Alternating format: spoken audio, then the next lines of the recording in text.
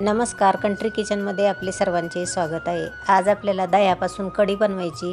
चला तर बघूया आपण कढी कशी बनवायची। 1 किलो दही घेतलेलं आहे।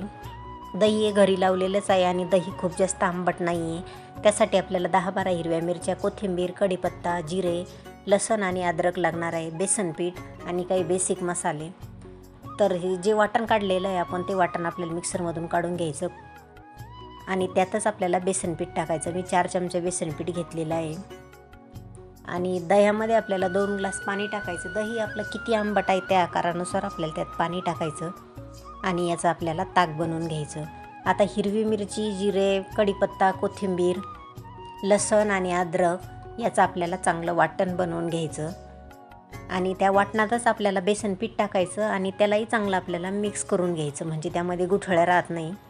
आणि ते वाटण आता आपल्याला ह्या ताकामध्ये टाकायचं, चवीपुरतं मीठ टाकायचं आणि आता याला चांगलं मिक्स करून घ्यायचं।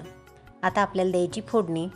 फोडणीसाठी पातेलं तापत ठेवलेलं आहे आणि त्यात मोठ्या चमच्यानी 1 चमचा तेल टाकलं।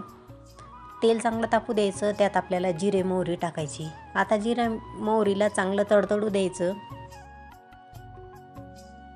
जिरे मोहरी आपली छान तडतडली की त्यात आपल्याला कढीपत्ता आणि कोथिंबीर टाकायची। कढीपत्ता तसा आपण वाटणामध्येही वापरलेला आहे, त्यामुळे मी फोडणीमध्ये आता थोडासाच घेतलेला आहे।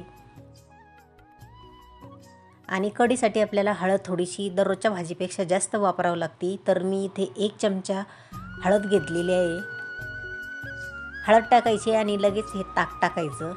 आता आपल्याला या कढीला सारखं हलवत राहायचं, म्हणजे आपली कढी बिलकुल फुटणार नाही। गॅस आपल्याला फुल ठेवायचा आणि या कढीला सारखं हलवत राहायचं।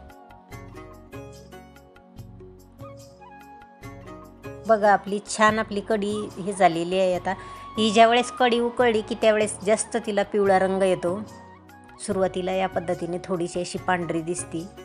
बघा आपली कढी आता छान उकळली आणि एकदम मस्त पिवळी धमक अशी छान कढी दिसत आहे। या पद्धतीने दह्याची कढी आपण सुद्धा बनवून बघा, बिलकुल फुटणार नाही आणि कशी झाली ती सांगायला विसरू नका। आजचा व्हिडिओ पाहिल्याबद्दल धन्यवाद।